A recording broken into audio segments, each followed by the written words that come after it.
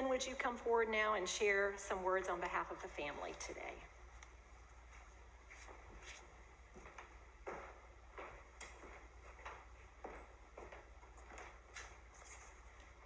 Thank you guys so much for being here, particularly Chris and Chris, great job. Although I did request Led Zeppelin, Stairway to Heaven. And my mom would not have forgiven me if I didn't start this with a joke, so that's on her. And also, I'm going to apologize in advance. I had a lot of tears writing this, and there'll probably be some already starting now. So this could take me a while. One of my brothers, Jim, told me to go low and slow and be loud and clear. And if I break down, I break down. And so give me a few extra minutes. I got to talk to my mom's twin sister. I don't know if many of you know, she had a twin sister in Colorado. We had a great couple hours crying, sharing, loving life. And one of the things that she said more than anything that really struck me, and I've talked to a lot of wonderful people the last week that care deeply for my mom, was she said that she was complicated, and she was. But she was compassionate, tough, smart, full of life. Yet she was guarded and vulnerable. And I don't think a lot of people saw that side of her. And I want to talk about the fun stuff first. My mom is what she liked to say, a hoot.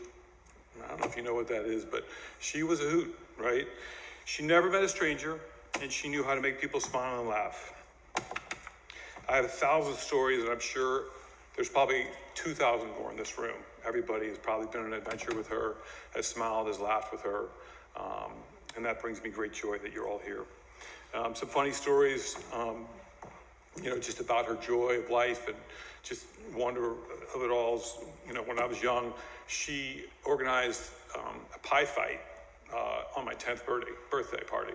So can you imagine, 20 kids their whole life, like, oh my gosh, I'm going on the pie fight.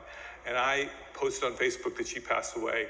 I had no less than 5 to 10 friends telling me, oh my gosh, do you remember that pie fight? So just that memory of the joy she brought of 20, 10-year-old kids having a pie fight is pretty spectacular. She's, one of my high school jobs is pretty hysterical. Some people work at restaurants, and some people, lifeguards. I was a drummer for her singing telegraph business. That's pretty good. It's a pretty good job, right? It's pretty good.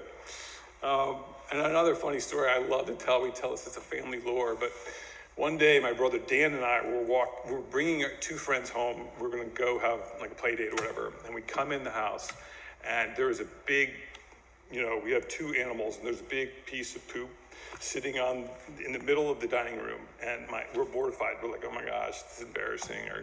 And my mom walks up. She looks at it. She picks it up, and she starts eating it. I mean, she had made a candy bar out of it. And we just fell off our chair. We're like, oh my gosh. And my friends tell that story to this day. I tell all these stories because this is a time to smile and laugh. And I know we could sit here for the next 6 hours and bring you all up here and tell these wonderful stories. But she just knew how to make people laugh. And that was what she was. And I'm so grateful for that. But I have to say, there was a guarded and vulnerable side that many of you did not see. She grew up, this is where I pause a little bit, sorry, in a pretty abusive household and had a really tough childhood. She suffered from bouts of depression. She was tough and brave and fought like hell to keep these troubles at bay.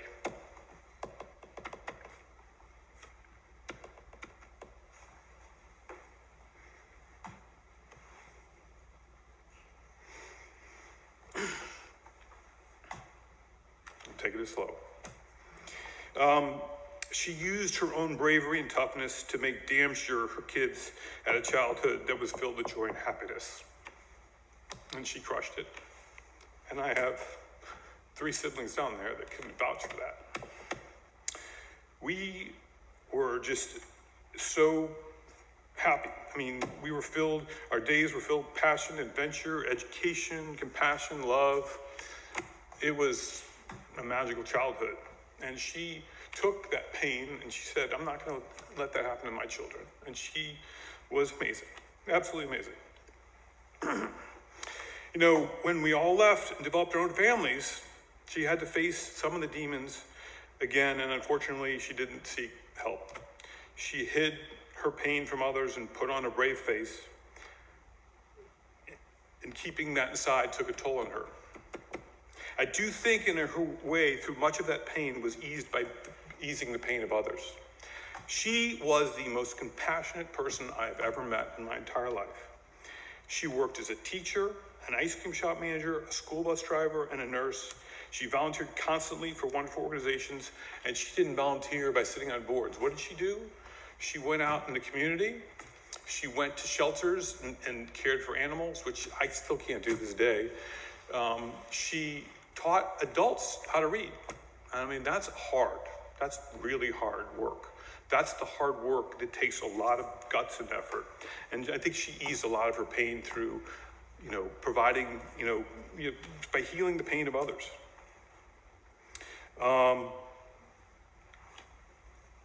She also took the road less traveled. That is one of the most joys. I take that to heart. When we were kids, everybody else went to Six Flags and everything. We went to Poco Loco, which is a small little Western town in the middle of nowhere. And it was a kind of small little Midwestern town park that no one went to. And they had local gunfights and all this fun stuff. But it was so fun and genuine. It was her. It was like, that's what it was. And I used to kind of like, why don't we get to go to Six Flags? And then I'd realize I still to this day think about how much fun Poco Loco was. She was a nurse when she was 42. She started becoming a nurse. She said, I want to become a nurse. And she just did. And she became valedictorian of her class. She decided she wanted to run a marathon when she was 48. Finished in less than 4 hours 2 years later. I think one of the coolest road less traveled she took was to Fairhope, Alabama. She called me one day when my father passed away, and she said, I'm going to Fairhope. I'm like, where's Fairhope? What is I've never heard of this before. And she just was determined to go, and she did her research, and I think that road led her to some absolutely gorgeous and wonderful people and places. Today is certainly a day to mourn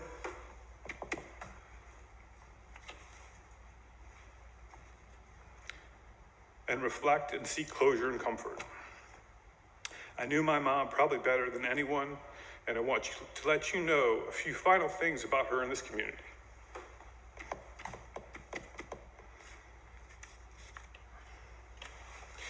This will be the hard part. Fairhope embraced my mother. Some people say that the South can be fake and insular. My mom found the polar opposite. She found true friendships and a wonderful, warm community. In particular, she found the Smith clan.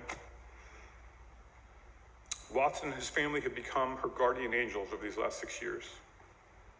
Watson recently told me he kept wondering if he could have done more, something different. And I just said to him, for 6 years, every single day, you guys did more. You showed her love and kindness and patience. And I believe that's true for everybody in this room. Your love and friendship and support sustained her. She did tell me at least 100 times that she did not want to go quiet into that good night. She wanted to burn bright, and in her mind, she felt that she was beginning to fail, and she wanted to go on her own terms. And my mom always went on her own terms.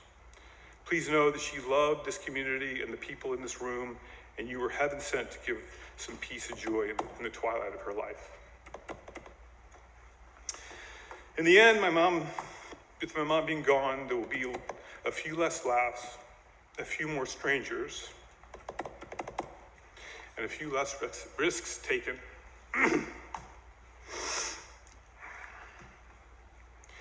But maybe in her memory, we can make up the difference and a little more. So I say, let's take a few more roads less traveled. Let's try and heal someone else's pain and meet some new people and make them smile and laugh. But also learn a lesson in her life. If you are struggling, reach out for help, confide in others, and let others help you. I think that would certainly be a wonderful legacy. Thank you.